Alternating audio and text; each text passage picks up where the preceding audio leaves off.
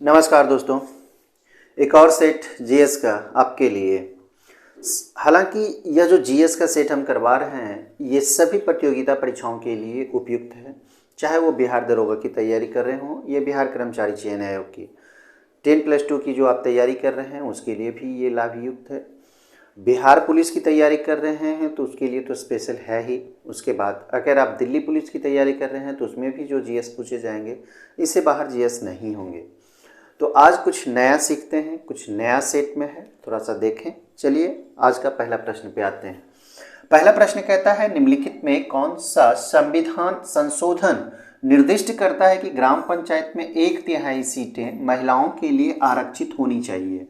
ये कौन सा संविधान संशोधन निर्दिष्ट करता है? सबसे पहले आप जानते होंगे, कितनों बार हमने बताया है कि पंचायती जो व्यवस्था है भारत में 1959 ईस्वी में सबसे पहले राजस्थान से शुरू किया गया था, लागू किया गया था, लेकिन इसे संवैधानिक मान्यता प्राप्त नहीं थी। इसलिए बहुत राज्य ऐसे थे जो इसे स्तर पर, यानी कह सकते हैं कि स्थानीय स्तर पर इसको लागू नहीं किया था और पंचायती व्यवस्था वहाँ लागू नहीं थे। उसके बाद 73वां संविधान संशोधन, इसमें देख सकते हैं आप कौन सा संविधान संशोधन। हाँ, 73वां संविधान संशोधन जो कि हुआ था 1992 ईस्वी में। 73वां संविधान संशोधन जो कि हुआ था 1992 ईस्वी में। इसके बाद इसको लागू किया गया था 1993 ईस्वी में। जब यह अधिनियम आ गया 1992 ईस्वी में, पारित हो गया, तो लागू किया गया था 1993 ईस्वी में। ठीक है, 73वां संविधान संशोधन। और इसके अनुसार क्या हुआ था कि 11वीं अनुसूची को जोड़ा गया था। 11वीं अनुसूची को जोड़ा गया था जो कि पंचायती राज से संबंधित है। 11वीं अनुसूची को जोड़ा गया था। 11वीं अनुसूची में क्या उल्लेख मिलता है? इसमें त्रिस्तरीय पंचायत का जो स्तर है वो लागू किया गया था, प्लस इसे संवैधानिक मान्यता मिली थी, संवैधानिक मान्यता। ठीक है, तो 11वीं अनुसूची का कब जोड़ा गया था? 73वां संविधान संशोधन 1992-93 में। ठीक है, अब इससे जान गए होंगे। अब यहाँ पे पूछ रहा है 1/3 सीटें महिलाओं के लिए आरक्षित होनी चाहिए, ये भी उसी में प्रावधान किए गए थे 73वां संविधान संशोधन। और 73वां संविधान संशोधन कब हुआ था? 1992 ईस्वी में। इसको याद रखना है। और जब यह लागू हुआ था, संवैधानिक रूप से इसे मान्यता मिल गई थी, तो सबसे पहले आंध्र प्रदेश में ये लागू हुआ था। इसे भी आप नोट कर लें। सबसे पहले कहाँ? आंध्र प्रदेश में लागू किया गया था। और पहले ही हम बता चुके हैं कि पंचायती व्यवस्था पहले ही लागू किया गया था। कब? 1959 ईस्वी में राजस्थान के नागौर नामक जगह से। लेकिन फिर भी 2 अक्टूबर को, ये भी आपको याद रखना है। लेकिन फिर भी आपको ये याद रखना है कि आंध्र प्रदेश में सबसे पहला संवैधानिक जब मान्यता मिला था तब लागू किया गया था। चलिए नंबर दूसरा देखिए, एमनेस्टी इंटरनेशनल का मुख्यालय कहाँ है? ज़्यादातर क्वेश्चंस यही पूछते हैं, एमनेस्टी इंटरनेशनल का मुख्यालय कहाँ है, बस इतना ही। लेकिन इसकी थोड़ी सी जानकारी हम दे देते हैं कि इसके संस्थापक, अगर संस्थापक भी कह सकते हैं, संस्थापक की अगर हम बात करें तो पीटर बेंसन को माना जाता है। पीटर बेंसन को माना जाता है। अगर स्थापना की बात करें तो कब हुई है? स्थापना की अगर हम बात करें तो ये 1961 ईस्वी में हुई है। और कहाँ हुआ है? ब्रिटेन में। ब्रिटेन की राजधानी लंदन में। लंदन जो है इसका सही जवाब हो जाएगा। इंटरनेशनल मुख्यालय का जो है, एमनेस्टी इंटरनेशनल का मुख्यालय जो है वो लंदन में है। और यह एक गैर सरकारी संस्था है, इसे भी आपको याद रखने हैं। गैर सरकारी संस्था है ये। क्वेश्चन सिर्फ इतना ही पूछता है कि एमनेस्टी इंटरनेशनल का मुख्यालय कहाँ है, तो लंदन। लेकिन ये जान लें कि इसकी स्थापना किसने किया था, तो पीटर बेंसन ने। स्थापना कब हुआ है? 1961 ईस्वी में। ठीक है, और यह एक गैर सरकारी संस्था है, इसे याद कर लें, हो सकता है, लेकिन नहीं पूछा जाता ये सारी चीज़ें। अब 3 देखें, संपूर्ण क्रांति का आह्वान किसने किया था? आह्वान सिर्फ पूछ रहा है। संपूर्ण क्रांति क्यों हुआ था, कब हुआ था, ये भी हम बताएंगे। लेकिन सबसे पहले यहाँ आह्वान देखें तो जयप्रकाश नारायण के द्वारा यह आह्वान किया गया था। जयप्रकाश नारायण के द्वारा संपूर्ण क्रांति का आह्वान कब किया गया था? 1974 ईस्वी में। ये 1974 ईस्वी का समय था जब ये संपूर्ण क्रांति लाया गया था। और उस समय इंदिरा गांधी का शासन था। यहाँ कह सकते हैं प्रधानमंत्री कौन थी? इंदिरा गांधी। प्रधानमंत्री इंदिरा गांधी थी और इसी के समय में क्या लाया गया था, ये संपूर्ण क्रांति लाया गया था।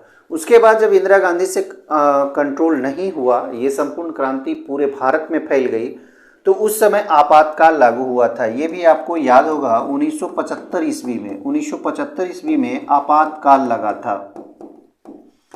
आंतरिक कह सकते हैं गतिविधि के कारण, आंतरिक जो विद्रोह हुआ था उसके कारण ये आपातकाल लगाया गया था 1975 ईस्वी में इंदिरा गांधी सरकार के द्वारा। तो 1974 ईस्वी में संपूर्ण क्रांति का आह्वान किया गया था जयप्रकाश नारायण के द्वारा और ये संपूर्ण क्रांति पूरे भारत में फैल गई थी।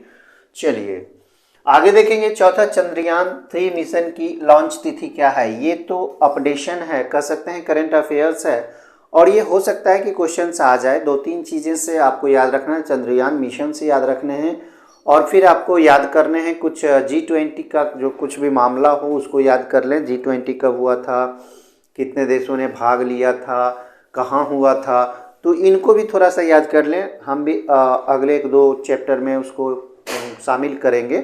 तो फिलहाल इसको देखेंगे, चंद्रयान 3 मिशन की लॉन्च तिथि क्या है? तो इसका सही जवाब हो जाएगा 14 जुलाई इसका लॉन्चिंग तिथि है। 14 जुलाई 2023, 14 जुलाई 2023 इसका लॉन्चिंग तिथि है और यह अपने मिशन पर कब पहुंचेगा? 23 अगस्त को पहुंचेगा, 23 अगस्त को पहुंचेगा, जो कि यह अपने मिशन पे पहुंच चुका। चंद्रयान 3 मिशन की लॉन्च तिथि 14 जुलाई 2023 थी। 23 अगस्त को इसे पहुंचना था दक्षिणी ध्रुव पर और यह अपने मिशन पे कामयाब भी हो गई और भारत तीसरा देश बन गया चंद्र पर पहुंचने वाला। ठीक है, चलिए आगे देखेंगे। क्वेश्चन नंबर 5वां। क्वेश्चन नंबर 5वां कहता है चंद्रयान 3 मिशन के निदेशक कौन थे? निदेशक की बात पूछी जा रही है। तो निदेशक इसमें देखिए फर्स्ट में ही है वीरमुथु वेल, ये मिशन के निदेशक थे, डायरेक्टर थे वीरमुथु वेल। आगे देखेंगे क्वेश्चन। चंद्रयान 3 मिशन के पीछे रॉकेट वुमेन कौन है? देखिए औरतें भी इसमें काम कर रही थी एज ए वैज्ञानिक के तौर पे, तो रॉकेट वुमेन के रूप में इसमें पूछा जा रहा है। तो मौमिता दत्त है, रितु कड़िधल है, नंदिनी हरिनाथ है, टेसी थॉमस है। 4 ऑप्शंस में से आपको ये जो ऑप्शंस मिलेंगे रितु कड़िधल, ये सही जवाब है। ठीक है, चंद्रयान 3 मिशन के पीछे जो रॉकेट वुमेन है वो रितु कड़िधल है। आगे देखेंगे नंबर 7वां। चंद्रयान 3 चंद्रमा पर कहाँ उतरेगा? आप सबों को याद होगा। ठीक है, ये दक्षिणी ध्रुव के लिए इतना प्रयास किया जा रहा है और पहला देश है भारत जो कि दक्षिणी ध्रुव पर ये पहुंचाया है मिशन को। आगे देखेंगे चंद्रयान 3 के मिशन का उद्देश्य क्या था? एक एक करके सारे उद्देश्यों को देखेंगे, कौन सही है कौन गलत है। ठीक है, रोवर को चंद्रमा पर घूमते हुए प्रदर्शित करना, ये ठीक है। चंद्रमा की सतह पर सुरक्षित और नरम लैंडिंग का प्रदर्शन करना, ये भी ठीक है। यथास्थान वैज्ञानिक प्रयोगों का संचालन करना, ये भी सही, यानी कि उपयुक्त सभी आपका सही जवाब हो जाएगा। ये चंद्रयान 3 का उद्देश्य था। चलिए 9वां देखिए, चंद्रयान 3 के लिए किस लॉन्चर का उपयोग किया जाता है? GSLV, LV-SM, GSLV MK3, PSLV। तो यहाँ पे आप देखें GSLV MK3 का प्रयोग किया गया था चंद्रयान 3 मिशन के लिए। GSLV MK3, इसे एकदम नोट कर लें, इंपॉर्टेंट सवाल है। अब यहाँ पे देखें 10वां नंबर सवाल आता है, यह जियो से संबंधित प्रश्न है। यदि ग्रीन बीच पर समय मध्याह्न 12 बजे है तो 50 डिग्री पूर्व देशांतर पर स्थित एक जगह पर समान क्या होगा, समय क्या होगा? आपको पता होगा कि 2 देशांतर रेखाओं की मध्य दूरी कितनी होती है, ये हमने बताया है, आपको याद होगा 4 डिग्री। ठीक है, कितने डिग्री होते हैं देशांतरों के मध्य? देशांतर के मध्य 4 डिग्री का अंतर होता है, 4 डिग्री। ठीक है, 4 डिग्री का अंतर होता है, इसे ध्यान देना है। अब यहाँ पे 12 बजा है, मध्याह्न का 12 बजा है और 50 डिग्री पूर्व देशांतर पर स्थित एक जगह का समय पूछ रहा है। तो 50 डिग्री को अगर हम 4 मिनट से, सॉरी ये मिनट होगा,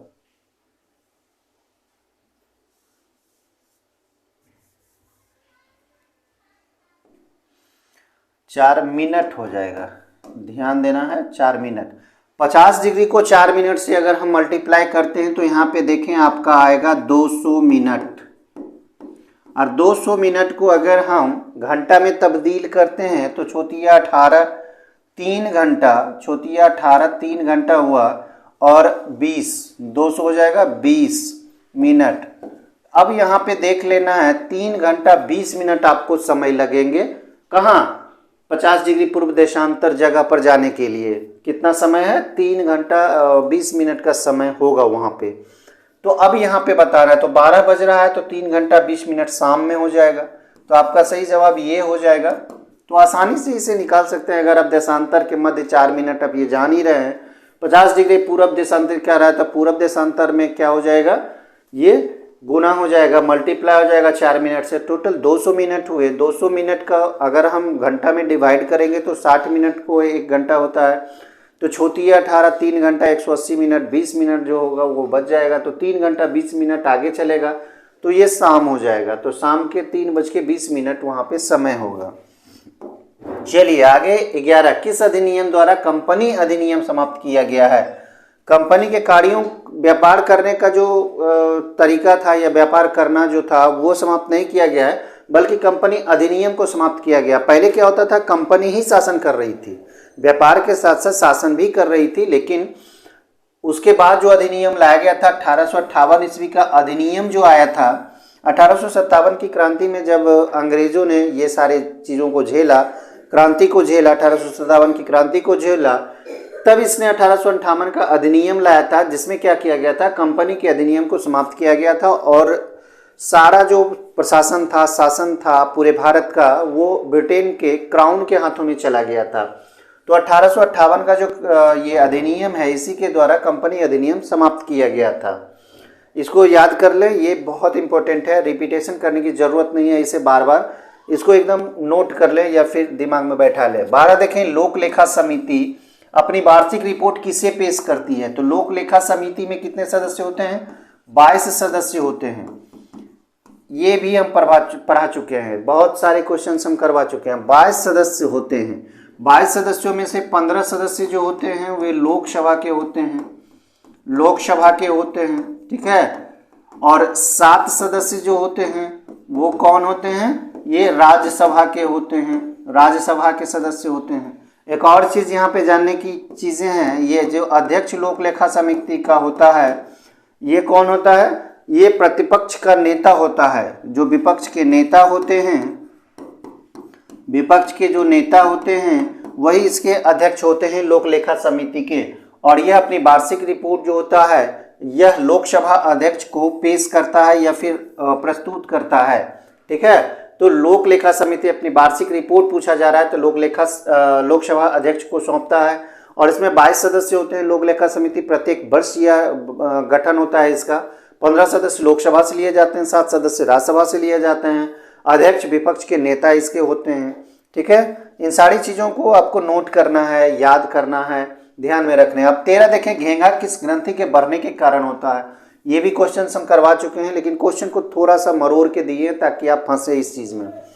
देखिए ध्यान से देखिए, घेंघा रोग जो होता है वो आयोडीन की कमी से होता है। घेंघा रोग किसकी कमी से होता है?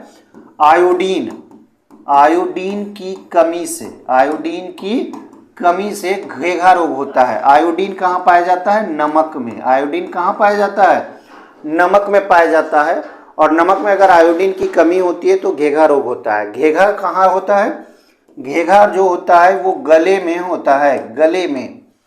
गला जो होता है उसमें सूजन आ जाता है, बढ़ जाता है, तो बहुत प्रॉब्लम्स होते हैं। तो घेंघा जो रोग होता है वो गले में होने वाला रोग है और यह आयोडीन की कमी से होता है। आयोडीन नमक में पाया जाता है और आयोडीन नमक में पाया जाता है। और कह सकते हैं कंट्रोल इसको कौन सी ग्रंथि करती है? तो थायराइड ग्रंथि करती है। कौन सी? थायराइड ग्रंथि करती है। तो इसको याद रखना है थायराइड ग्रंथि को। तो थायराइड ग्रंथि किसे कहते हैं इस पे आप ध्यान दें, ये हिंदी शब्द है। अब थायराइड को अगर हम समझेंगे तो ये अवटु ग्रंथि कहलाती है।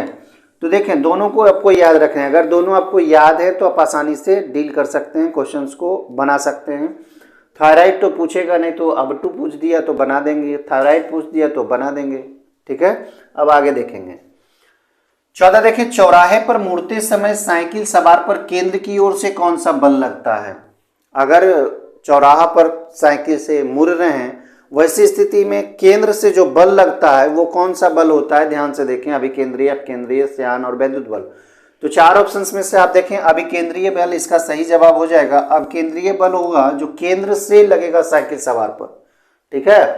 आगे देखेंगे 15, राज्यसभा धन विधेयक को रोक सकती है। क्वेश्चंस इंपोर्टेंट है, रिपीटेड हुआ है ये, और क्वेश्चंस पूछा गया है ये, बिहार पुलिस हो या ढेर सारे प्रश्न इससे एराइज होते हैं, खास करके धन विधेयक से। तो धन विधेयक को रोक सकते हैं कितने दिनों तक, 14 दिन, 3 महीने, 6 महीने। तो ये दरोगा में भी क्वेश्चंस पूछे गए हैं 1-2 बार, तो ध्यान से देखें इस चीज को। धन विधेयक की चर्चा हम यहाँ पे कर रहे हैं। कोई भी विधेयक धन विधेयक है, इसका निर्णय कौन लेता है, निर्णय कौन लेता है, तो ये लोकसभा के अध्यक्ष निर्णय लेते हैं, लोकसभा के अध्यक्ष निर्णय लेते हैं, ध्यान देना है, ये बहुत इंपॉर्टेंट सवाल है। धन विधेयक का निर्णय कौन लेता है, ये भी क्वेश्चन आता है, तो लोकसभा का अध्यक्ष लेता है। अब कोई भी विधेयक धन विधेयक है, इसका निर्णय लोकसभा अध्यक्ष लेता है, ये तो सही बात है। तो प्रस्तुत सबसे पहले कहाँ होता है, पेश सबसे पहले किस सदन में किया जाता है, पेश जो होता है किस सदन में किया जाता है, तो सबसे पहले लोकसभा में पेश होगा, राज्यसभा में ये पेश नहीं होगा। धन विधेयक जो होगा सबसे पहले लोकसभा में पेश होगा। अब यहाँ पे ध्यान देना है कि यह 14 दिन तक ही राज्यसभा रोक सकता है, इससे ज्यादा नहीं। अगर 14 दिन तक रोक लिया तो भी इसे पारित माना जाएगा। अगर 14 दिन रोक लिया गया और उस पर कोई कार्रवाई नहीं हुई तो भी इसे क्या मान लिया जाता है, इसे राज्यसभा और लोकसभा से पारित मान लिया जाता है। इसलिए 14 दिन से अधिक रोकने का ताकत या कर सकते हैं प्रावधान राज्यसभा में नहीं है, 14 दिन तक ही है। तो इसका सही जवाब 14 दिन हो जाएगा, ठीक है। आगे देखेंगे 16 बिग बैंग सिद्धांत निम्नलिखित में किसकी व्याख्या करता है। 16 क्वेश्चंस का सही जवाब हो जाएगा, धरती के उद्भव का, समुद्र के, तारामंडल के, ब्रह्मांड, इसका सही जवाब हो जाएगा। पूरे ब्रह्मांड के उद्भव का यह सिद्धांत है बिग बैंग सिद्धांत, ठीक है। और इसकी सिद्धांत की व्याख्या करने के लिए ही लाया गया था। 17 नंबर देखेंगे, बिहार में सोरे के व्यापार का एकाधिकार अंग्रेजों को किसने प्रदान किया था, सोरा। तो यहां पे ध्यान दें, सोरे के व्यापार का एकाधिकार, तो मीर कासिम, मीर जाफर, सिराजुद्दौला, सिताब राय। तो मीर कासिम, मीर जाफर, सिराजुद्दौला, ये सारे जो आप देख रहे हैं ये सब बंगाल के नवाब थे, और बिहार भी बंगाल का ही एक हिस्सा हुआ करता था उस समय। इसका सही जवाब मीर जाफर हो जाएगा। मीर जाफर अंग्रेजों के तरफ से ही ये प्लासी का युद्ध लड़ा था, एक तरह से कह सकते हैं ये विद्रोह का काम किया था। मीर कासिम का ये सेनापति था, लेकिन मीर कासिम के विरोध में ही ये लड़ा था। तो वहाँ मीर कासिम की हार हुई थी, पराजय हुई थी, और अंग्रेजों ने जीता था रॉबर्ट क्लाइव के नेतृत्व में। आगे देखेंगे 18 में मुंगेर में जब सविनय अवज्ञा आंदोलन हुआ था तो उसका नेतृत्व किसने किया था, सविनय अवज्ञा आंदोलन। सविनय अवज्ञा आंदोलन किसका आंदोलन है, ध्यान देना है, ये गांधी जी का आंदोलन है, गांधी जी के द्वारा किया गया आंदोलन है। यह 12 मार्च 1930 ईस्वी को यह आरंभ हुआ था, आपको पता होगा, ठीक है। 12 मार्च 1930 ईस्वी को यह पैदल यात्रा दांडी के लिए हुआ था। 1930 ईस्वी को 12 मार्च और 6 अप्रैल को यह पूरा हुआ था, और उस दिन से सविनय अवज्ञा आंदोलन की आहुति हुई थी। तो मुंगेर में सविनय अवज्ञा आंदोलन का नेतृत्व किसने किया था ये बताना है। सत्यनारायण सिंह, राजेंद्र प्रसाद, श्री कृष्ण सिंह, जगलाल चौधरी। सही जवाब श्री कृष्ण सिंह हो जाएगा। श्री कृष्ण सिंह ही मुंगेर में सविनय अवज्ञा आंदोलन का नेतृत्व किया था। एक एक क्वेश्चन आपके लिए एकदम इंपॉर्टेंट है, इतना इंपॉर्टेंट है कि आप स्किप नहीं कर सकते हैं। चलिए आगे देखेंगे, बहावी आंदोलन का मुख्य केंद्र पूछ रहा है। बहावी आंदोलन मुख्यतः बिहार से संबंधित था, तो ये पटना में इसका मुख्य केंद्र था। पटना कह सकते हैं, बिहार और बंगाल में ही बहावी आंदोलन, उस समय तो बिहार हुआ नहीं करता था, बिहार जो था वो बंगाल का ही एक अभिन्न अंग था। तो पटना में ये बहावी आंदोलन का मुख्य केंद्र था, और ये लगभग 1820 ईस्वी में ये जो बहावी आंदोलन हुआ था 1820 में हुआ था, और पटना इसका मुख्य केंद्र था। दोनों को आपको याद रखना है इस चीज को। बिहार हेराल्ड एक पत्रिका है, इसका संपादक कौन है ये पूछ रहा है। तो कृष्ण सहाय, गुरु प्रसाद सेन, सच्चिदानंद सिन्हा, मजरूल हक। तो इसका सही जवाब तो गुरु प्रसाद ही हो जाएंगे, गुरु प्रसाद सेन ही हो जाएंगे बिहार हेराल्ड के संपादक। 4 में से ऑप्शंस में से एक ये है। चलिए 21 देखिए, राज्य लोक सेवा आयोग के सदस्यों का कार्यकाल। ये तो बहुत आसान है, आपको याद रखने होंगे ये सारी चीज़ों को। आपकी तैयारी इतनी हो गई होगी कि इन सारे क्वेश्चंस को आप आसानी से बना सकते हैं। अगर आप नहीं बनाते हैं तो आपको प्रैक्टिस की ज़रूरत है, प्रैक्टिस करें। तो यहाँ पे देखिए सदस्यों का जो कार्यकाल होता है राज्य लोक सेवा आयोग का, ये 6 वर्ष होता है या फिर 62 वर्ष, जो पहले हो जाए, या तो 6 वर्ष या 62 वर्ष, जो पहले हो जाए। राज्य लोक सेवा आयोग का सदस्य का कार्यकाल इतना होना चाहिए, तो ये 6 वर्ष आपका सही जवाब हो जाएगा। साथ ही अगर इस तरह से भी क्वेश्चन दे 6 वर्ष 62 वर्ष, तो ये भी आपके लिए लाभदायक है। 22वां देखिए, किसी राज्य का उच्चतम विधि अधिकारी, ये भी हम करवा चुके हैं। उच्चतम विधि अधिकारी का अनुच्छेद किसमें है? राज्य का उच्चतम विधि अधिकारी का वर्णन मिलता है आपको अनुच्छेद 165 में। अनुच्छेद 165 में आपको राज्य का विधि अधिकारी के वर्णन मिलता है। ये महाधिवक्ता होता है। महाधिवक्ता जो होता है वो राज्य का उच्चतम विधि अधिकारी होता है। अगर कैबिनेट सरकार की बात करें, केंद्र सरकार की बात करें, तो उसमें ये जो होगा उच्चतम विधि अधिकारी कौन हो जाएगा? बताइए कौन हो जाएगा? एक चीज हम बता देते हैं, बाकी आप बताइएगा। अनुच्छेद 76 में वर्णित है महान न्यायवादी। ठीक है, महान न्यायवादी केंद्र सरकार में प्रथम विधि अधिकारी उसे कहा जाता है। 23 नंबर यहाँ पे देखिए, किसी राज्य का संपूर्ण प्रशासन किसके नाम से संचालित किया जाता है? राज्य का संपूर्ण प्रशासन राज्यपाल, मुख्यमंत्री, राष्ट्रपति, मुख्य सचिव। आप समझते होंगे मुख्यमंत्री, क्योंकि मुख्यमंत्री सर्वे सर्वा होता है पूरे राज्य का। क्या? तो यहाँ पे देखें राज्यपाल, मुख्यमंत्री, राष्ट्रपति, ध्यान से देखें। अगर आप सारी प्रक्रियाओं को समझते होंगे, अगर पढ़े होंगे डिटेल से, सिर्फ रट्टा मारे होंगे तब तो बता नहीं सकते हैं।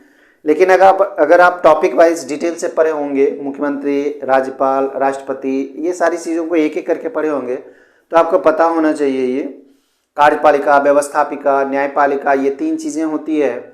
और कौन से किसके अंग हैं, कैसे कैसे क्या है, कौन जरूरी है, तो ये सारी चीज़ों को आपको समझना होगा अगर आप डिटेल से पढ़ेंगे। हालांकि आप डिटेल से पढ़ने का समय नहीं है, जो भी तैयारी करना होगा वो डिटेल से ही करना चाहिए। अगर आप बीएसएससी की तैयारी करते हैं तो आप डिटेल से तैयारी कर सकते हैं, अभी समय है। क्योंकि लगभग नवंबर तक तो फॉर्म अप्लाई होगा, दिसंबर या जनवरी में एग्ज़ाम्स होने हैं, और अप्रैल तक यानी कि फरवरी मार्च तक उसका मेंस भी हो जाना है। तो जाहिर सी बात है अप्रैल तक मेंस का रिजल्ट आना है उसका, ये भी सारी चीज़ों को खोल दिया गया है। तो उस लिहाज से आप अभी से डिटेल्स पढ़ सकते हैं, अभी समय है। रट्टा ना मारें, ध्यान यही देना है कि रट्टा ना मारें। आप वैसे चैनल्स को चुनें, हम ये नहीं करें कि सिर्फ आप यहीं देखें।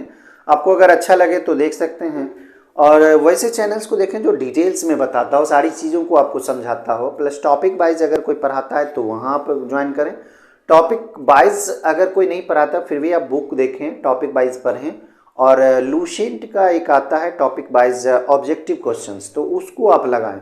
इससे क्या होगा कि आपका हर क्षेत्र मजबूत हो जाएगा। ठीक है, चलिए इसको आप देखें। यहाँ पे संपूर्ण प्रशासन ये हो जाएगा राज्यपाल के नाम से संचालित होता है, राज्यपाल के नाम से। और केंद्र में अगर बात करें तो राष्ट्रपति के नाम से संवैधानिक अधिकार होता है। अब 24 यहाँ पे देखें, बिहार का कुल क्षेत्रफल भारत के कुल क्षेत्रफल का कितना प्रतिशत है? पूरा क्षेत्रफल जो भारत का है उसका कितना प्रतिशत है? ध्यान से देखें तो आपका यहाँ सही जवाब हो जाएगा 2.86% ही पूरे भारत का बिहार है। अब देखें 25, ह्यूमस जिसे खादर मिट्टी भी कहते हैं, जिसको नया मिट्टी भी कहते हैं, नया मिट्टी भूमि की किस परत का हिस्सा है? तो ऊपर की परत, उप परत, मूल चट्टान परत, नीचे की परत। तो आप जानते होंगे खादर भूमि जो होता है, खादर मिट्टी जो होता है वो क्या होता है? वो नई मिट्टी होती है। तो नई मिट्टी ऊपर की परत कहलाएगी। तो आपको क्वेश्चंस देखने हैं, क्वेश्चन को समझने हैं। खादर मिट्टी जैसे ही आप समझ गए होंगे तो क्वेश्चन को पकड़ लेंगे आप, ह्यूमस पकड़ेंगे। अब 26 देखिए, किसी वस्तु का भार अगर न्यूनतम है तो उसे कहाँ रखा जाएगा? किसी वस्तु का भार न्यूनतम होगा अगर उस वस्तु को हम कहाँ रखेंगे तो ये तो फर्स्ट में ही है, पृथ्वी के केंद्र पर अगर किसी वस्तु को रखेंगे, केंद्र पर कहने का मतलब है बीच में, केंद्र पर अगर उसे रखेंगे तो वो वस्तु का भार क्या होगा? न्यूनतम होगा, 0 होगा। चलिए 27, जीव को कोशिकाओं में आनुवांशिक लक्षणों के नियंत्रण में निम्नलिखित में से कौन सा उत्तरदायी है? Enzymes, hormone, RNA, DNA. एक एक चीज़ों को अगर आप समझें तो एंजाइम जो होता है वो उत्प्रेरक का काम करता है, हार्मोन भी बहुत अच्छी चीज़ें हैं, शरीर में पूरे विकास में सहायक होते हैं हार्मोन।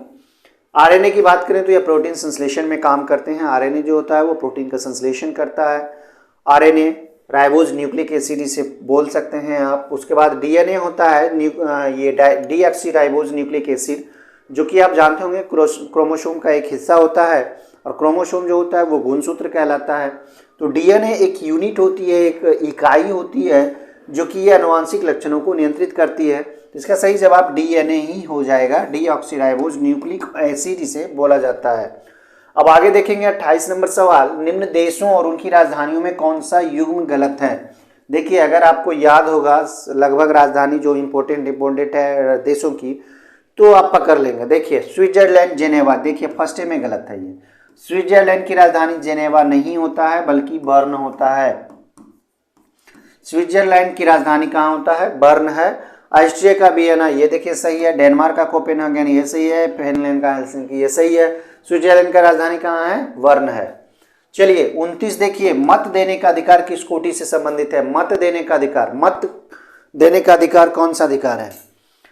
मानवाधिकार है, नहीं। नागरिक अधिकार है, नहीं। प्राकृतिक अधिकार है, नहीं। राजनीतिक अधिकार है, यस राजनीतिक अधिकार है। मत जो दिया जाता है, मत मतलब वोट, वोट जो देने का अधिकार है, ये संवैधानिक अधिकार है, राजनीतिक अधिकार है, संवैधानिक। आगे देखेंगे 30 नंबर सवाल। 30 नंबर सवाल क्या कहता है, 30 कहता है किन मुगल सम्राटों ने स्वयं आत्मकथा लिखी थी। देखिए हम क्या बोल रहे हैं, बार बार रट्टा नहीं मारना। रट्टा मारेंगे तो आप कुछ क्वेश्चंस को याद करेंगे। अगर आप टॉपिक वाइज पढ़ेंगे पूरा कमांड होगा उस पर, चाहे वो कोई भी हो। अगर आप मुगल सम्राट में सभी को अगर पढ़ेंगे तो शाह आलम और फारिक सीर, ये तो नहीं होगा। बाबर या जहांगीर, देखिए यहीं पकड़ा गया। ये बाबर और जहांगीर, ये जो दो युग्म है, ये खुद आत्मकथा अपना लिखा है, ठीक है, ऑटोबायोग्राफी। बाबरनामा लिखा है, बाबरनामा, बाबर खुद लिखा है। जहांगीरनामा लिखा है अपने से। तो ये दोनों अपना अपना आत्मकथा खुद लिखा है, तो यहीं पे आपका पकड़ हो गया है। आगे देखेंगे प्रायद्वीपीय भारत में उच्चतम पर्वत चोटी, सबसे ऊंची चोटी जो कि प्रायद्वीपीय भारत में है, यानी कह सकते हैं दक्षिण भारत में। अगर इसको इस तरह से भी कह सकते हैं दक्षिण भारत में, दक्षिण भारत की सबसे ऊंची चोटी। तो दक्षिण भारत की सबसे ऊंची चोटी, उच्चतम पर्वत चोटी, प्रायद्वीपीय भारत की, दोनों एक ही क्वेश्चन से। हो सकता है दोनों को उल्टा पुल्टा करके दे दे, तो घबराना नहीं है, आसानी से इसको टिक करना है, ठीक है।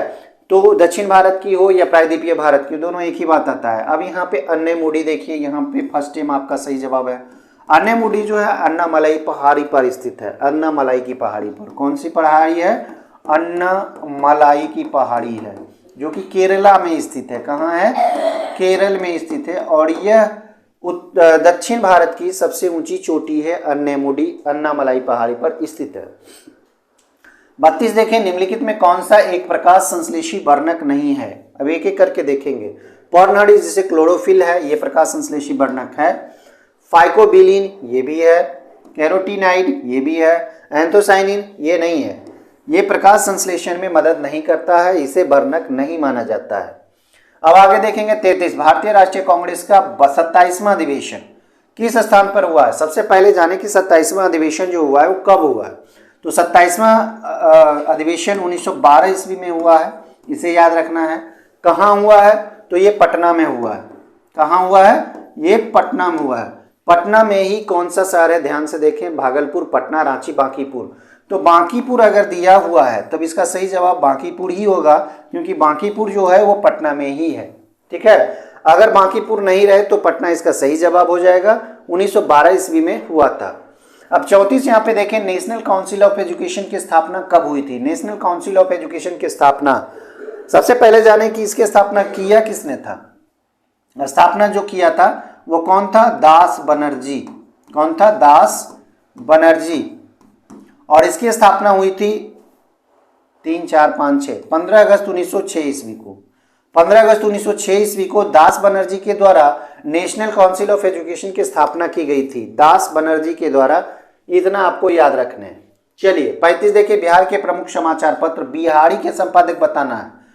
बाबूजी प्रसाद, बाबू राम प्रसाद, बाबू गोपाल प्रसाद, बाबू महेश्वर प्रसाद। इसका सही जवाब बाबू महेश्वर प्रसाद ही होगा। इसके संपादक थे बिहारी के। बिहारी के एक समाचार पत्र था। 36 देखिए, लॉर्ड सिन्हा ने 1921 ईस्वी में कहाँ के गवर्नर पद से त्यागपत्र दिया था? रेसिग्नेशन दिया था। बिहार, उड़ीसा, बंगाल, पंजाब, मद्रास। ये बिहार उड़ीसा इसका सही जवाब हो जाएगा। बिहार उड़ीसा के गवर्नर पद से इन्होंने त्यागपत्र दे दिया था 1921 ईस्वी में। 27 देखें, अशोक मेहता समिति जो कि पंचायती राज से संबंधित है, निम्नलिखित की सिफारिश की थी? पंचायती राज की त्रिस्तरीय सरकार। देखिए फर्स्ट टाइम इसका सही जवाब हो गया। अशोक मेहता समिति त्रिस्तरीय सरकार की स्थापना की बात की थी, ये सिफारिश किए थे। चलिए 38 देखिए, वह संयोजी ऊतक जो अस्थियों से मांसपेशियों को जोड़ता है। क्वेश्चन हम करवा चुके हैं। अब अंतर देखिए क्या है, क्वेश्चन क्यों यहाँ पे रिपीट किए हैं। अब देखिए क्वेश्चंस अगर आपको फिर से मिलेंगे तो हो सकता है कि आपका IQ तेज हो, लेकिन ये भी है कि हमने क्वेश्चंस को क्या किया है, तोड़ मरोड़ के पेश किया है, क्वेश्चंस को थोड़ा सा घुमा के पेश किया है। अब यहाँ पे देखें, हमने बताया है अस्थियों से मांसपेशियों को जो जोड़ता है वो संयोजी ऊतक बताना, टिश्यू का नाम। तो हमने जो बताया वो टेंडन बताया है। हमने जो बताया है वह क्या बताया है? टेंडन। अब टेंडन तो हमने बता दिया, ये अंग्रेजी शब्द है। अब टेंडन किसे कहते हैं? तो ये कंडरा कहलाता है। जो अस्थियों से मांसपेशियों को जोड़ता है वह संयोजी ऊतक कंडरा कहलाता है, जिसे टेंडन के नाम से जानते हैं। ठीक है, तो क्वेश्चन तो हम वो बताया है, ये आ गया। तो इस तरह से आपको याद रखना है कि दोनों क्वेश्चंस अगर किसी तरह से भी क्वेश्चन पूछे तो हम बता दें। ठीक है, अब स्नायु का क्या काम है, यहाँ इसको भी हम जान लें। स्नायु, इसे लीगामेंट कहते हैं। इसे हम लोग क्या कहते हैं? लीगामेंट कहते हैं। अब लीगामेंट का क्या काम है? अस्थियों को अस्थियों से जोड़ना। ठीक है, इसका क्या काम है? अस्थियों को अस्थियों से जोड़ना। अस्थियों को अस्थियों से जोड़ना, ये किसका काम है? लीगामेंट का काम है। हमने यही बताया लीगामेंट, लेकिन स्नायु आ जाएगा। ठीक है, तो डील कर लीजिएगा। इस तरह से क्वेश्चंस अगर आपको आ जाए, लिगामेंट की जगह स्नायु, टेंडन की जगह कंडरा या कंडरा की जगह टेंडन, तो जो आप देखिए अगर रट्टा मारे रहेंगे तो आप इस तरह के क्वेश्चन छोड़ देंगे और बाद में पता चलेगा अरे यार ये तो हम जानते ही थे, इसे तो हम बना सकते थे, ये हो गया वो हो गया। तो बाद की बात बाद हो जाती है। जब आप वहाँ से मिस्टेक करके लौटते हैं तो आपके पास कोई उपाय नहीं होता है, कोई संभावनाएं नहीं होती है, तो आपको पहले जागना होगा। आज 22 तारीख हो गए हैं और 22 को आप ये वीडियो देख रहे हैं। अब सोचिए कि 22 को आप ये वीडियो देख रहे हैं, अब आप मात्र 8 दिन के मेहमान हैं, जितने भी याद कर लें। 1 तारीख को आपको पेपर देने हैं और बहुत का होगा 7 को होगा तो उसको कुछ दिन मौका मिलेगा, प्लस जो 1 तारीख का क्वेश्चन आएगा उससे प्रकृति को समझने का मौका मिलेगा। हो सकता है 6 दिन में और थोड़ा सा मेहनत कर लें, और जिसका 15 को आएगा तो उसके पास 14 दिन का समय है कि वो समझ सके कि प्रकृति किस तरह का है। हालांकि सारा जो भी हम बता रहे हैं सारे नए ढर्रे पर ही बता रहे हैं, जो पैटर्न नया है उसी के आधार पे हम क्वेश्चंस को ला रहे हैं, क्वेश्चन को गेस कर पा रहे हैं। ठीक है, आप देखेंगे 39 सुंदरबन राष्ट्रीय उद्यान जो है भारत के किस राज्य में स्थित है? सुंदरबन डेल्टा के नाम से मशहूर है, आप जानते होंगे सुंदरबन डेल्टा, सुंदरबन जंगल। ये कहाँ है? ये सुंदरबन डेल्टा विश्व का सबसे बड़ा डेल्टा है, ये भी आप जानते हैं। कौन बनाती है नदी? तो ये ब्रह्मपुत्र और गंगा के संगम से बनता है। तो सुंदरबन तो जानते ही हैं। सुंदरबन जो जंगल है ये भी बहुत बड़ा जंगल है, खास करके एशिया की बात करें तो सबसे बड़ा जंगल है ये। तो बिहार, झारखंड, पश्चिम बंगाल, तो ये पश्चिम बंगाल से संबंधित है, क्योंकि पश्चिम बंगाल यानी कि बंगाल की खाड़ी के आसपास का हिस्सा ही ये सुंदरबन का हिस्सा है। आगे देखेंगे 40 मनरेगा के अंतर्गत देश के ग्रामीण क्षेत्रों में जो काम किया जाता है, कितने काम दिया जाता है गारंटी के तहत? 300, 200, 150। तो ये 100 दिनों की गारंटेड योजना है। 100 दिनों का वर्क दिया जाता है, 100 दिनों का काम करने का वर्क दिया जाता है और ये गारंटेड है। अगर सरकार 100 दिन का काम नहीं देगा तो उसे भत्ता देना होगा, जिसे हम लोग बेरोजगारी भत्ता के रूप में जानते हैं। उसे 100 दिन अगर आप काम नहीं देंगे तो आप उसे जीने के लिए कुछ पैसे देंगे। ठीक है, तो पहले मनरेगा जो था वो नरेगा के नाम से जाना जाता था, नरेगा के नाम से। उसके बाद मनरेगा महात्मा गांधी आगे में जोड़ दिया गया। ठीक है, राष्ट्रीय रोजगार गारंटी अधिनियम या योजना कह सकते हैं। ये 2006 ईस्वी में शुरू की गई थी। पहले 200 जिलों में शुरू की गई थी, भारत के पूरे 200 जिलों में शुरू की गई थी। जब इसका रिस्पॉन्स अच्छा मिला तो बाद में इसे सभी जिलों में लागू कर दिया गया था। 2006 ईस्वी की बात है, नरेगा की बात है। तो इसका सही जवाब आप देख लिए होंगे। 41 देखिए, अरुणाचल प्रदेश में ब्रह्मपुत्र नदी जानी जाती है। देखिए अरुणाचल प्रदेश में ही ब्रह्मपुत्र नदी प्रवेश करती है भारत में। ये आती है कहाँ से? चीन से होके। चीन से होके ब्रह्मपुत्र नदी भारत में प्रवेश करती है। तो भारत में जो प्रवेश करती है अरुणाचल प्रदेश में प्रवेश करती है, और वह शहर जगह का नाम है दिहांग। दिहांग एक क्षेत्र है जहाँ से ब्रह्मपुत्र नदी भारत में प्रवेश करती है। तो ब्रह्मपुत्र नदी जब भारत में प्रवेश करती है दिहांग में, तो वहाँ के लोग इसे दिहांग के नाम से ही जानते हैं। वहाँ के लोग कह सकते हैं, या फिर अरुणाचल प्रदेश में कह सकते हैं कि ब्रह्मपुत्र नदी को दिहांग नाम से ही जानते हैं, क्योंकि वह दिहांग में ही प्रवेश करती है। अब देखिए 42 एजेंसी का नाम बताना जिसके मार्फत सरकार बफर स्टॉक के लिए खाद्यान्न खरीदती है। देखिए ये कब जरूरत पड़ा? ये जरूरत पड़ा कब? 1965 ईस्वी में, और उस समय दौर चल रहा था अकाल का। याद रखें, अकाल का 1965 का दौर था। 1965 ईस्वी में इसकी स्थापना की गई। स्थापना कब की गई? 1965 ईस्वी में स्थापना की गई। तो उसका नाम बताना है। तो भारतीय खाद्य निगम, इसकी स्थापना जो की गई है भारतीय खाद्य निगम की, इसे एफसीआई के नाम से जानते हैं सभी लोग, एफसीआई के नाम से। और इसकी स्थापना की बात करें तो ये 1965 ईस्वी में इसकी स्थापना की गई है। इसका मुख्यालय की अगर हम बात कर लें तो मुख्यालय इसका कहाँ है? इसका मुख्यालय नई दिल्ली में है। इसका मुख्यालय कहाँ है? नई दिल्ली में है। तो इसे भी आपको याद रखने हैं। एफसीआई का मुख्यालय नई दिल्ली में, इसकी स्थापना 1965 ईस्वी में की गई थी। और बफर स्टॉक के रूप में जो खाद्यान्न खरीदता है एमएसपी मूल्य पर, और उसे यहाँ पे स्टॉक किया जाता है। 43 देखें, 43 मेरुरज्जु को सुरक्षा प्रदान की जाती है किसके द्वारा?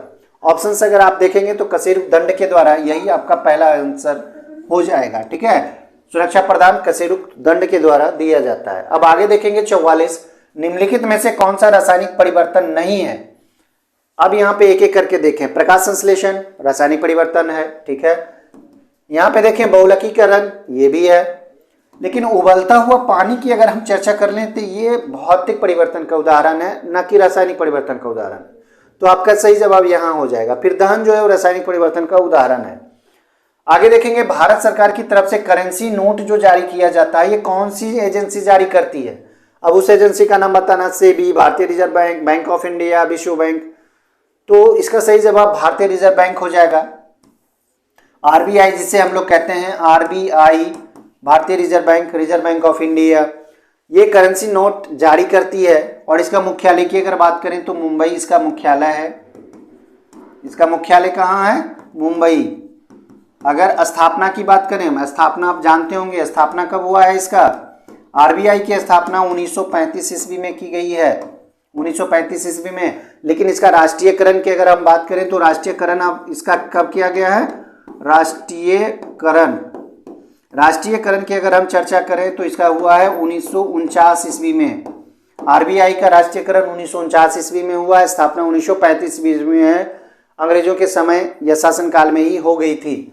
46 देखें, रॉलेट सत्याग्रह कब और किसके द्वारा की गई? देखिए रॉलेट सत्याग्रह जो हुआ था रॉलेट एक्ट के विरोध में हुआ था। रॉलेट एक्ट को काला कानून भी कहा जाता है। डायरेक्टली क्वेश्चन काला कानून से भी कह सकते हैं, काला कानून भी बोला जा सकता है इसे, काला कानून इसे कहा गया था। काला कानून कह के भी क्वेश्चन से राइज हो जाते हैं। तो 1919 ईस्वी में ये आया था और महात्मा गांधी ने ये सत्याग्रह किया था।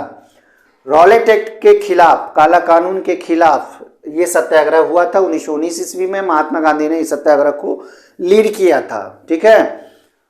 इसी के विरोध में आप जालियांवाला बाग हत्याकांड जान सकते हैं, 13 अप्रैल 1919 ईस्वी को हुआ था। गोली चलाने का आदेश किसने दिया था?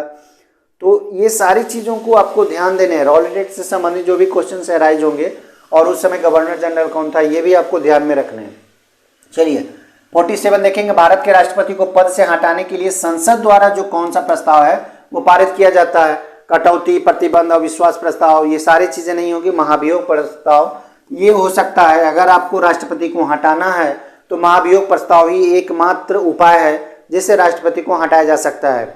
इसके लिए भी ढेर सारे प्रावधान हैं। इसके लिए आपको क्या करने होंगे, एक चौथाई सदस्यों के द्वारा यह अनुमोदन लेना होगा। सबसे पहले यह प्रस्ताव पारित करना होगा महाभियोग के बारे में, तभी आप कर सकते हैं। उसके बाद यह जब पटल पर आएगा तो इसका जांच किया जाएगा, और जांच में अगर पाया जाता है कि महाभियोग लगाया जाए तो वैसी स्थिति में क्या होगा, राष्ट्रपति को आप 14 दिन पहले आपको नोटिस करना होगा। 14 दिन पहले आपको नोटिस करना होगा। किसको, राष्ट्रपति को नोटिस करना होगा। और अगर राष्ट्रपति 14 दिन के अंदर अपना त्याग पत्र दे देते हैं, रिसिग्नेशन दे देते हैं, तब तो कोई दिक्कत नहीं है। अगर 14 दिन तक राष्ट्रपति रिसिग्नेशन नहीं देते हैं, तब वह महाभियोग प्रस्ताव वहां पे लाया जाएगा और तब पारित किया जाएगा, और जब पारित हो जाएगा तभी राष्ट्रपति को हटाया जा सकता है। ठीक है, तो इतनी सारी प्रक्रिया है, उसके बाद ही आप राष्ट्रपति को हटा सकते हैं पद से। तो यह जो प्रक्रिया है यह अभी तक भारत में एक बार भी लागू नहीं हुआ है, एक बार भी महाभियोग नहीं लाया गया है। तो ये भी ध्यान देना है, हो सकता है क्वेश्चन पूछ दे कि भारत में महाभियोग प्रस्ताव कितने बार लाए गए हैं, तो ये भी आपको ध्यान में लाने, एक बार भी नहीं। जैसे कि पूछ दिया जाता है कि वित्तीय आपातकाल कब भारत में लगाया गया, तो कभी नहीं लगाया गया। तो इसी तरह से महाभियोग प्रस्ताव कभी नहीं।